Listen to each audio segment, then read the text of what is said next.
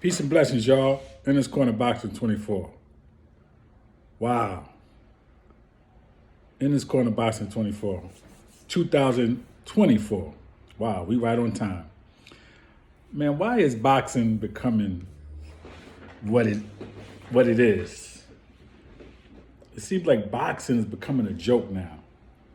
And why do I say that? Here we are in the 9th day of January, beginning of a new year, and yesterday it came out that Errol Spence Jr., the boogeyman, who was the so-called boogeyman in the welterweight division, and a lot of y'all fans, and a lot of y'all analysts, and a lot of y'all boxers really believe that. And me being one of the very few on YouTube, on social media, and in general that said he was going to get stopped by Bud Crawford, that Boots would stop him, and that he was overrated. I've been saying that. So now he gets beat by Terrence Crawford. He gets stopped. And now we come out in January saying that he had a cataract injury, and there's a picture of him showing that he just had surgery for this cataract. So now he says the reason he was getting hit with so many hooks and left hands is because of the cataract.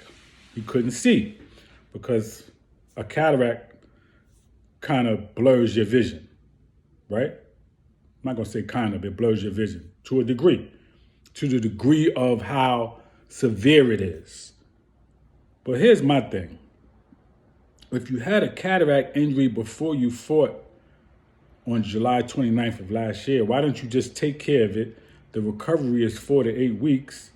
Say it was even 3 months. You could have just fought the end of the year. November, December, the fight would have still been good. It would have been built up even more. And if you would have came out and said, listen, man, I got to take care of this cataract, man, and then it's on, people would have been like, all right, cool. It would have been okay. The fight would have still been good money. But you mean to tell me that you waited till January to say that you had a cataract injury? And now you want to take away from or now people want to take away from the performance of Terrence Bud Crawford? And you, Errol Spence Jr., you're saying, on one hand, this is why you got hit with so many left hooks and left hand, but at the same time, bro, whip my behind. Well, which one is it, bro? Did he really whip your behind on a real level, or was it because of the cataract? Come on, bro, it can't be both. It can't be both. This is what I say. Errol Spence, you full of it. I say you full of shit, okay? Because you could have got that done before the fight. Then, if it was that serious, why you didn't get the cataract done after the fight? Why you didn't get it done in October or November after you rested up a little bit? You getting it done now? Why? If it was already of a certain urgency, then why did you wait till the beginning of the year? If you already had it. Why did you wait 6 months later, 5 to 6 months later to get it done? And I could really speak on this, man, because I had that. I had a detached retina, and I had a cataract. And my vision, praise to the Almighty, praise God, from whom all blessings flow, he restored my vision back to where it was at. I had a detached retina, and I had a cataract, so I can speak on this, right? And yes, it does blow your vision. But not to the degree, again, I don't know the severity of his, so I'm not going to really say. But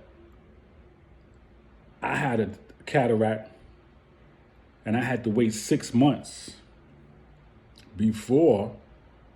And see, this is how I know it's nonsense, because when I had the detached retina, my doctor told me, you got to wait 6 months before you can get surgery for the cataract, because you just had a detached retina. But wait a minute. Errol Spence had his surgery for his detached retina a couple of years ago. So he was way healed. So the question is, when did the cataract come up? Is he going to be honest about that? Did it come up? Because usually they say, my doctor told me again, she said, usually when you have a detached retina, you're going to develop a cataract. So if he probably got it sooner than he's revealing or than he's talking about, but never took care of it. For whatever reason, I don't know. Maybe he just wanted to come back and show something, right? But here's the thing. Again, you could have put the fight off till November, December, and then after the fight with Bud and you lost, you could have got the cataract surgery. But you're just doing it now. We're not doing that, Errol Spence. We're not doing that. Okay? You lost convincingly. And now, since you had a cataract injury and a surgery, you're going to fight Bud in a rematch? And then that's going to be the excuse? Well, I just had a cataract, I had a car accident, I had a detached retina, and now I had a cataract. My man, no, we're not doing that. Because I had the same thing. And I'm doing all right. I'm doing fine. So, listen, Errol Spence Jr., nah. I'm a piggyback off of what Gregory Hackett said. Stay away from Bud. Stay away from Bud, but I'm going to add to it. Stay away from Boots. Stay away from them two. Don't give Bud no rematch, man. He's going to destroy you.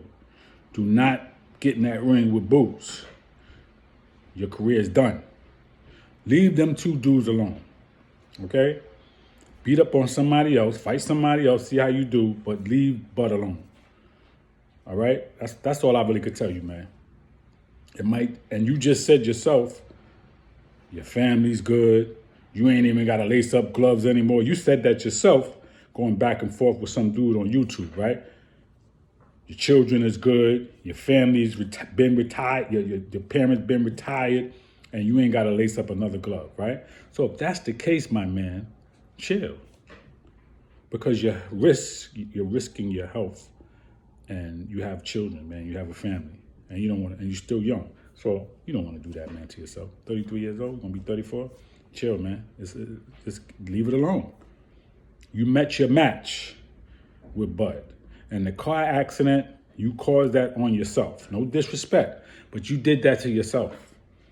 Driving at whatever, 100 miles, something an hour. You did that to yourself. You came up out of it, some broken bones, whatever happened, you could have died. But you made it. You was able to heal and fight again. You got cleared to fight.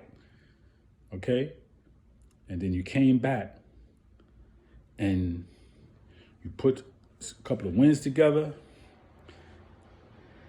After the accident, Danny Garcia, Ugas, and you thought you was gonna go in there and you was gonna overwhelm Terrence Crawford because you said he didn't fight nobody. You questioned his wins and you saw something different, man. But I got another question. Did you have a cataract injury when you fought Ugas? Because Ugas caught you with some good shots too, even one that buckled you, right? So what was the reason that you got hit with those shots? Because of the same cataract? No, it wasn't the cataract. It's that you're easy to be hit. Let's talk about that. And that's what I had been saying. You get hit very much.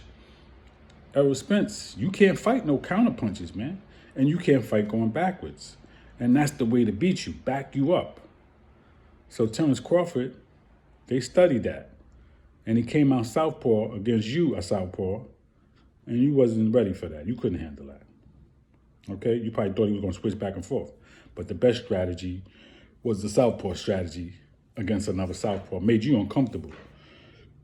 So we're not trying to hit us. No excuses, man. Keep it moving with that. Peace and blessings, y'all. In this corner, Boxing 24. Please subscribe to the page. Please leave your comments.